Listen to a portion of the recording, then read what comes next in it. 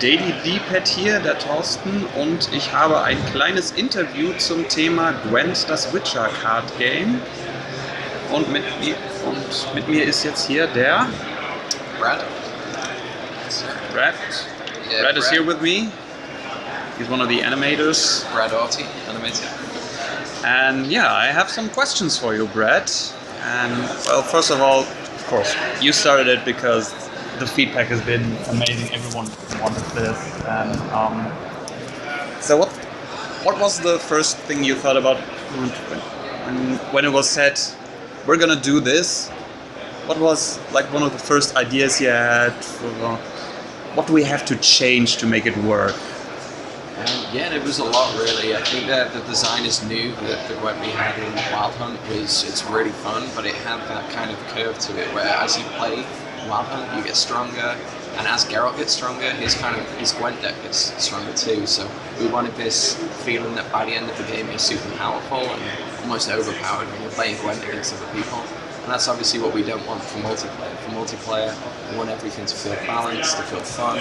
We want to add more depth. We want to give players more room to come up with their own playstyles. So there's a lot of things we wanted to change for the multiplayer, and we think we've got something really special with what we have now with the design.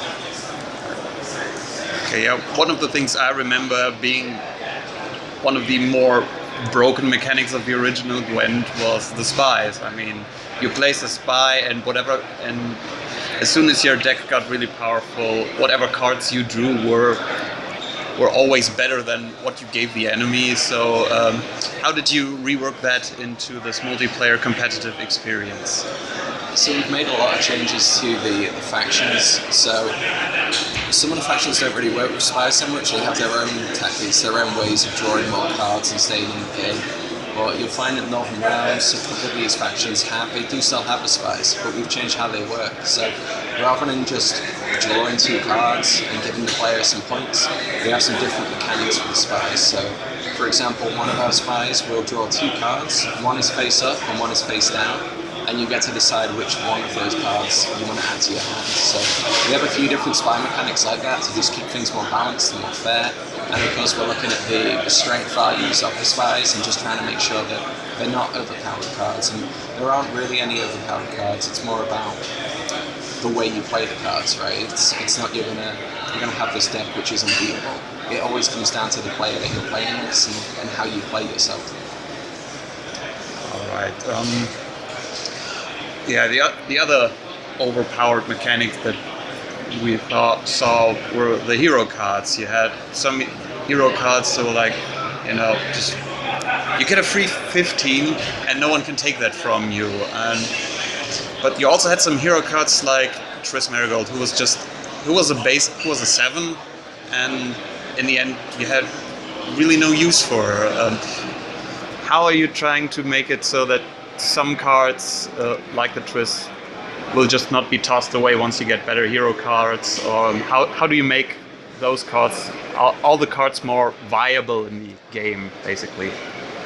Yeah, I mean, it's really important for us to make all the cards viable. We have 3 different tiers of cards. We have the bronze, the silver, and the golds. And the golds are what you'd know as heroes from Wild Hunt. And the idea is that all the heroes are viable. They have their different strengths, right?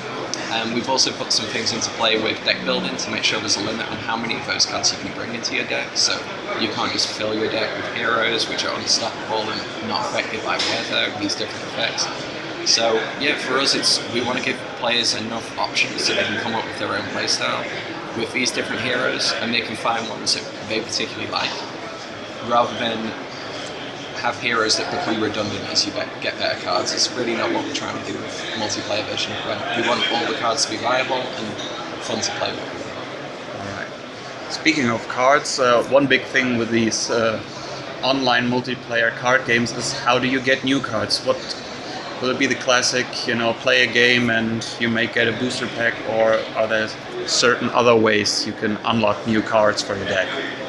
Yeah, I mean, the specifics of it are still being worked out, and we'll see some more of it in the closed beta. So on October 25th, when people will be able to get to play the game on Xbox One and PC, they're going to start to see some of how we're trying to introduce cards to players. But you can expect that as you play Gwent games, as you win, as you play, as you progress, you'll be unlocking cards and card packs, things like this, currency to buy card packs.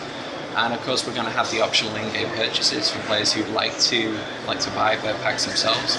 The way our card packs work is really interesting. Actually, we want to make sure that players can, as quickly as possible, craft the deck that they want. Really. So the first card you'll get will be a choice between 3 cards, at least rare, and you'll get to decide for yourself which of those 3 you want to take. And then you'll receive 4 more random cards. So it's just a way of players to just skew things in their favor a little. So if you know you're focusing on a monster deck and you know there's a particular card you want, you'll have a little more choice in how you can build that deck and speed things up. Alright, but will there also be, duplicate cards? Is there a finite amount of cards you can get, or could you basically get an infinite amount of cards through those card packs?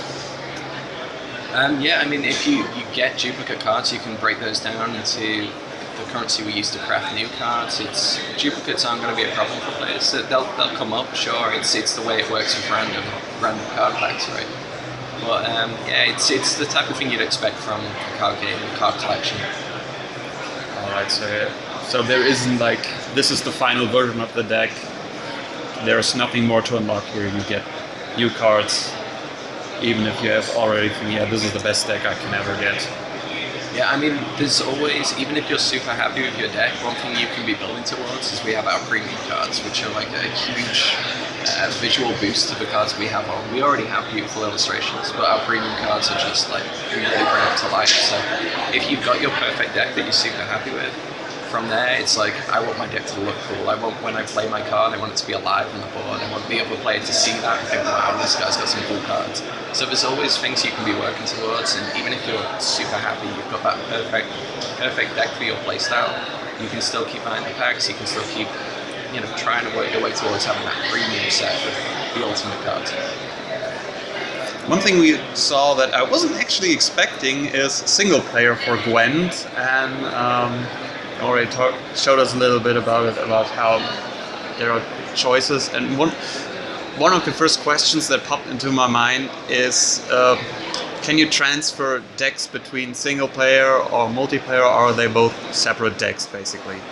Yeah, so the way the single player is going to work is that as you're going to play a story with a new character, you're going to experience a new story in the Witcher world, in the Witcher universe. And that story is going to be about building an army and gaining troops and losing troops potentially, gaining items, things like this. And these are all represented by Gwent cards. So your deck in single player is going to change a lot over the course of the story. And it's going to get more powerful, it's going to get stronger. And that's perfect for single player, for the type of story we're trying to tell. But for multiplayer, it's not really the goal. But the goal for multiplayer is to make sure that you can have a deck that you're super comfortable with and you're excited about playing with, but that is balanced against everyone else's decks too. So the decks are going to be separate from single and multiplayer. But you'll see some of the cards in single player which will be playable in multiplayer. Maybe some tweaks to skills and values for balancing reasons. So you'll see some familiar cards, familiar skills, but the decks themselves will be separate from single player to multiplayer. Okay, I was playing it just now, and I noticed some new features in there, and one that totally caught me off guard was my enemy was playing a Geralt with Igni and basically incinerated my whole monster army. I thought I had him. What's your favorite new ability that's in the game? I love the abilities like that. Like Igni's a really good one where it comes from the character, right? It comes from a spell that Geralt has in the Witcher games, and the skills that revolve around that are really cool to me. Like I love Roach. Did you see the Roach card? Yeah, I played it. It's fun. Yeah, I mean, what's great about Roach is that it's kind of a joke based on, its skill is based on a joke that people know from the game, right? So when you play a hero card, any hero card, you or your opponent plays it, Roach will just appear on the board on a random row, just like a random position, just like in Witcher 1. And yeah, it's a really cool skill, and we have a bunch of skills like that for the new cards we're working on, where they come from what the players know about the characters, but even if you're not super familiar with the characters or the lore of the game, they're cool skills in their own right. Like Igni's a great example of that. All right, yeah, thank you. Any last words for the fans?